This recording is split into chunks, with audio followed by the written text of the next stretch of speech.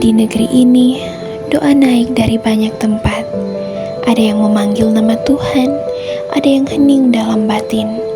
Kami datang bukan untuk membandingkan, tapi untuk belajar bagaimana manusia mengenal Tuhannya dengan cara yang berbeda, menuju kebaikan yang sama.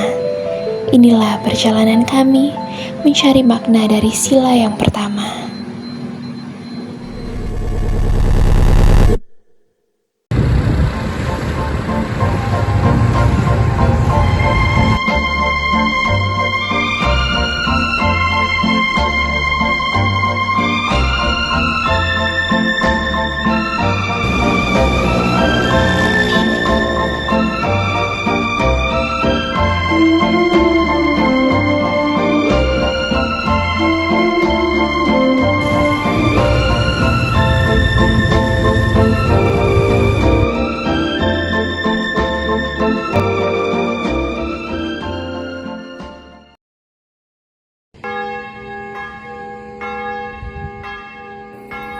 Angel, take your wings and fly, watching over me. See me through my night time and be my leading light.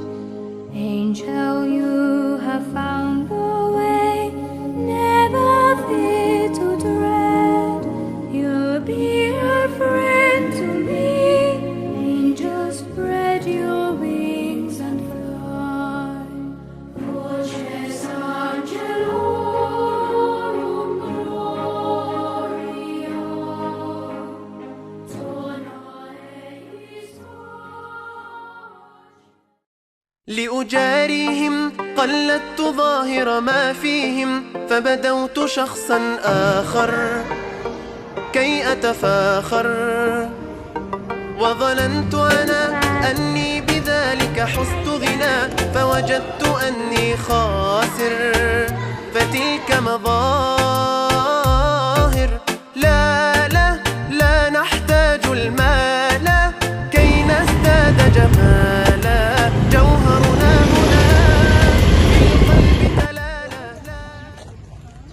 Freeze in the valley, freeze on the mountain.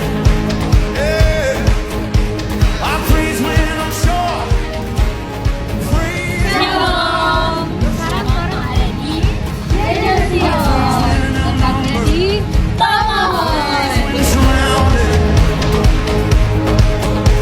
'Cause freeze is the water, my enemies drowning.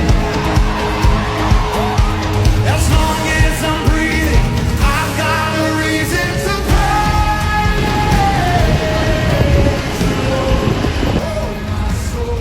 Wow, keren.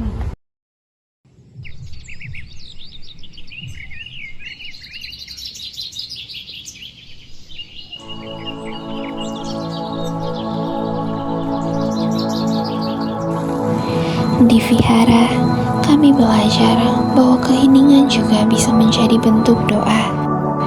Bante mengingatkan kami bahwa setiap agama punya cara sendiri untuk mencari kedamaian. Tapi semuanya berakar pada niat baik dan cinta kasih. Kami dari mahasiswa Universitas Samratulangi, Fakultas Ekonomi dan Bisnis, jurusan Manajemen, ingin bertanya soal pandangan Buddha tentang keberagaman, khususnya dalam sila Pancasila yang pertama itu kan dikatakan ketuhanan yang Maha Esa. Nah, Bante, dalam ajaran Buddha bagaimana umat memahami tentang ketuhanan yang Maha Esa? Jadi kalau menurut agama Buddha sebenarnya Tuhan itu tidak bisa didefinisikan, karena yang maha besar, yang maha segalanya lah, gitu kan. Tapi kalau dalam Buddhis yang dikatakan sebagai Tuhan adalah tidak, karena tidak bisa didefinisikan, maka Tuhan yang sesungguhnya itu tidak dilahirkan, tidak terbentuk, tidak terwujud. Tapi ya, saking tidak bisa didefinisikan, begitu ya. Tapi kalau di Indonesia itu kan kita harus ada sebutan dan lain sebagainya. Ya, secara umum ya orang yang mungkin ya belum begitu memahami ya menganggap Buddha itu sebagai Tuhan. Dalam Buddhis juga Buddha itu sebagai guru. Tapi kalau Tuhan artinya tidak bisa didefinisikan, ya kita tidak bisa menggambarkan Tuhan itu seperti apa. Yang terpenting sekarang niat kita untuk menuju Tuhan itu apa.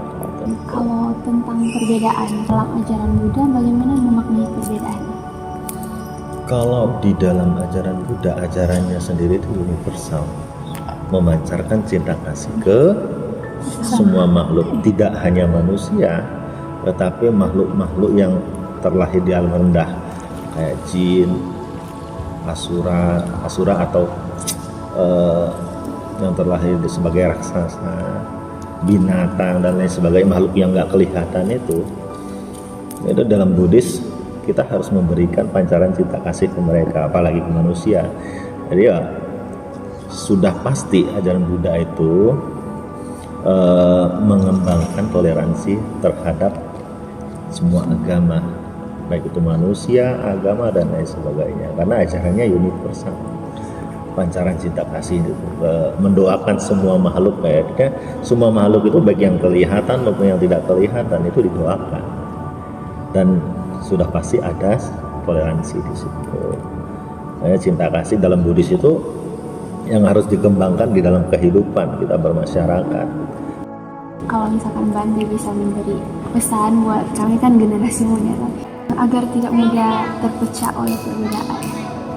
Menurut saya sih generasi muda harus memahami bahwa dari sekarang maupun di kehidupan ketika udah berkeluarga, tua dan lain sebagainya, kita sudah pasti akan hidup berdampingan sama orang lain. Kita juga akan butuh orang lain. Maka sepatutnya kita mulai dari sekarang kita mengembangkan sifat welas asih, sifat cinta kasih tanpa membeda-bedakan. Baik itu agama ini, agama itu. Artinya kita tumbuhkan pri kemanusiaan di dalam diri kita, agar kita juga nanti kemanapun kita pergi kita akan dihormati orang.